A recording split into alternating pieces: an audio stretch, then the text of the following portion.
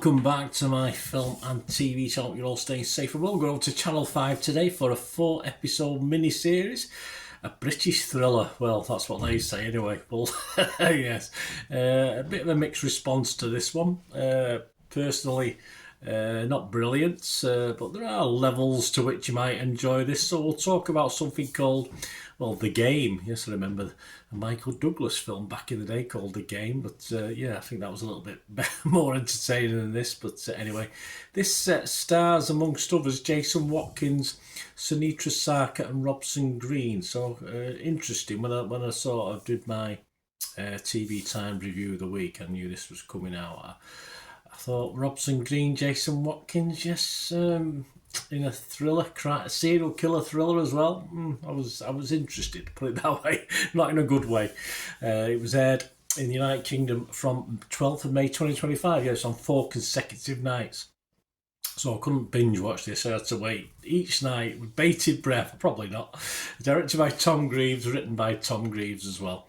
The cast, as well as Jason Watkins, Robson Green and Sunitra Sarkar, includes Simon Harrison, Joshua Hill, Amy Huberman, Amber James, Scott Curran, Gordon Kennedy, Jenny Rainsford and James Daniel Wilson. Yeah, the cast were okay within the levels of what we're talking about, acting ability. What's it about? Well, ex-cop Hugh Miller can't forget a stalker killer case he never solved. Surprised he solved any the way he went about this one. When Patrick Harbottle, there's a great name, moves into a house on his street after its owner's death, Miller suspects Harbottle is the killer who got away. I wonder why he does that. Probably because the killer sort of almost admits it in so many words. But there you go, very early doors. You know who the bad guy is. No twists in this one, so I'm not spoiling it. It's just how it is. When I first saw Jason Watkins and Robson Green, as I said, as the main protagonists in a serial killer thriller, I really had serious doubts he could carry this off. They're both known for lighter stuff. I think they've both been in crime dramas, but sort of more a sort of afternoon watch with a cup of cocoa crime dramas. Not too deep. And this wanted a gritty story. Gritty story to be told.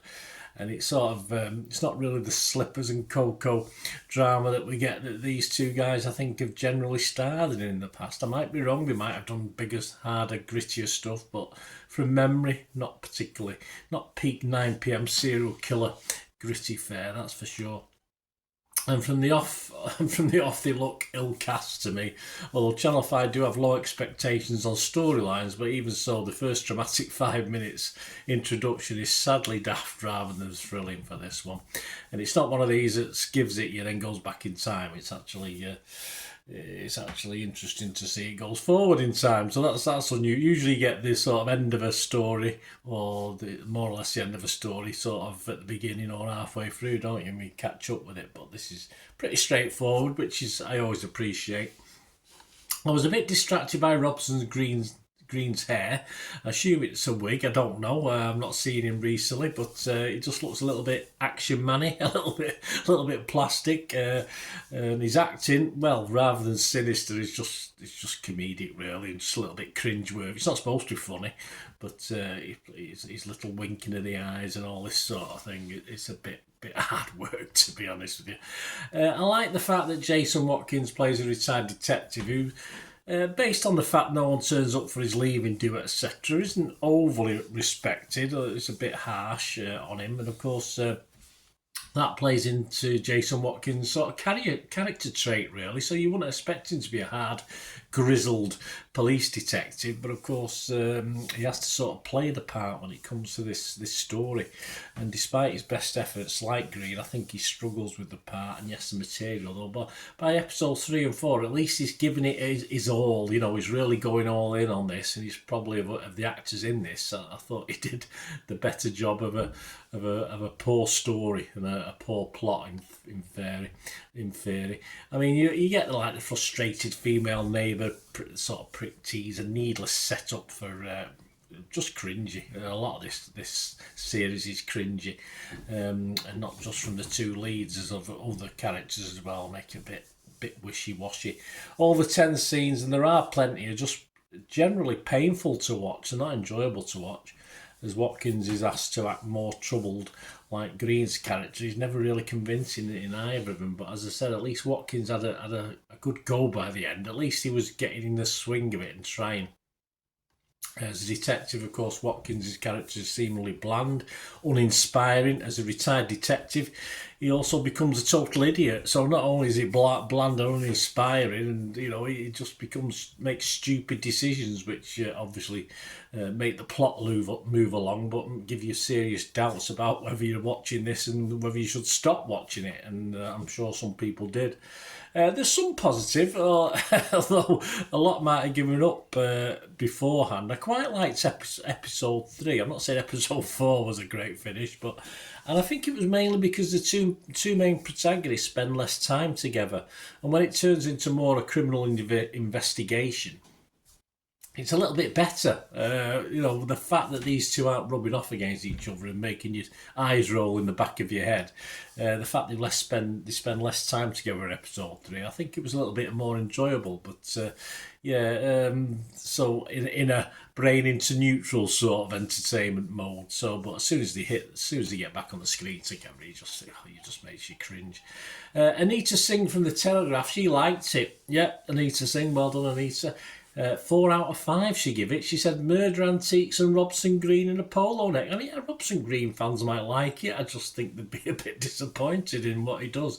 I mean, Green stars alongside Jason Watkins, she said, in another unpretentious, perfectly serviceable Channel 5 drama. There you go. So if you like your drama and you kill serial killers a la EastEnders, Coronation Street, I can go with it. I don't. So, no, not particularly.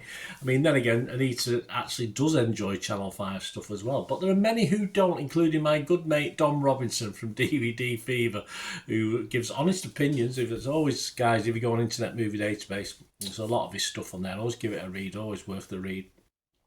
And if he likes something, there's a good chance it's pretty good, because there's a lot of stuff he doesn't like that I don't mind. But he doesn't like Channel 5 stuff. He said he only watched by episode 1. He was saying, so far this feels like another Channel 5 drama written by AI. Yes, I totally agree. And of course, by towards the end, it concluded with a helpline. He'd been bored by this shite so far. So there you go. It is just so far so May for him. I think that was episode 4. And he didn't get, I believe, just had a quick look on X before I came on. And he wasn't overly impressed with episode 5, episode 4. But Dom didn't like it anyway. He doesn't give a number as a result. He just says whether he likes it or not. Rachel Siggy from the iPaper was a little more complimentary as well. She gave it 3 out of 5, so she's not bad, 6 out of 10. She said the game does not hit the tense heights of his best 5 project, last year's Coma, but it's a perfectly serviceable... Did I watch Coma? I must have done. But it's a perfectly serviceable mystery that spotlights Watkins' unparalleled ability to play the snowballing anxiety of men in over their heads. Yes, as I said, he does make a good fist of it. I wouldn't say it was impressive, but he has a good go. I mean, I think this is probably a good character for Watkins to play, actually. He's sort of laid back, unrespected police detective. But I'm not sure the script does him justice in this at times. It leaves him looking, as I said, a little bit comedic, absolutely bang stupid. And that's what it does for him. And Watkins, in his defence, does his utmost and puts it all in. So I'm quite happy with that. And just a shout out for Sunita Snarker as well. This is a little bit of a juicier role for her.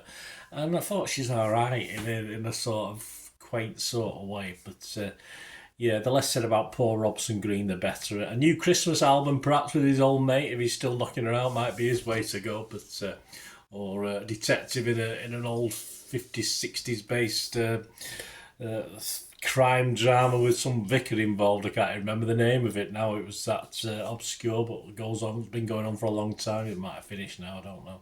Anyway, try your singing again, Robson, or pick up some better scripts, mate. Overall, despite bits, and I do mean bits, as in very small bits of entertainment, in a turn-off brain sort of way, I can't recommend this. I can never recommend this. Unlike you, of course. As I said, I'm not disrespecting. People love EastEnders and Emmerdale and Coronation Street. I mean, it's that sort of setup. That's and it's just silly. So if you like that corny sort of terrible crime drama thriller aspect of soaps, this is perfectly functional, as a couple of the critics have said there. They're quite happy with it, but yeah, I couldn't recommend this. Score-wise, it's doing okay. Just only less than 100 scores and reviews on Internet Movie Database as I'm recording this on the, what date are we today? The 16th of May 2025. So as at that date, 94 scores and reviews. I've just basically looked on Internet Movie Database before I came on here, and it's getting a 7.1. I think it was about 7.5 yesterday, so it's dropping. I'd expect it to drop a little bit more, but as I say, some people are liking it, just not for me, and I couldn't heartily recommend it to you. My scores on the various critic sites, on Rotten Tomatoes, I scored it a rotten. On Metacritic, I was negative. And if you go on to TikTok, you'll find out my score for this, because if I don't give something a 5 out of 10, I don't give it a score, and there's no score for this one. But if you watch my little TikTok thing on this, you will see my official score for this series.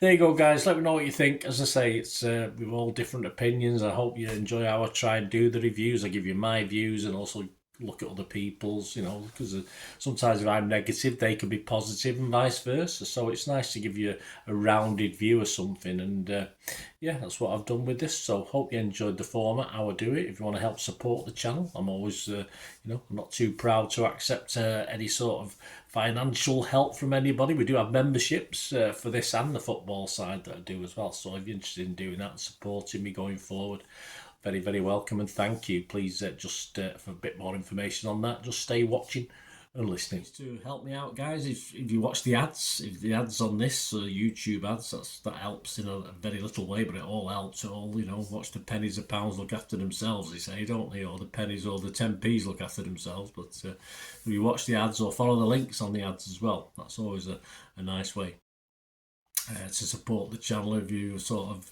hang on for it. I've done that. I watched other people's and followed the ads, just something I fancied, which does happen from time to time.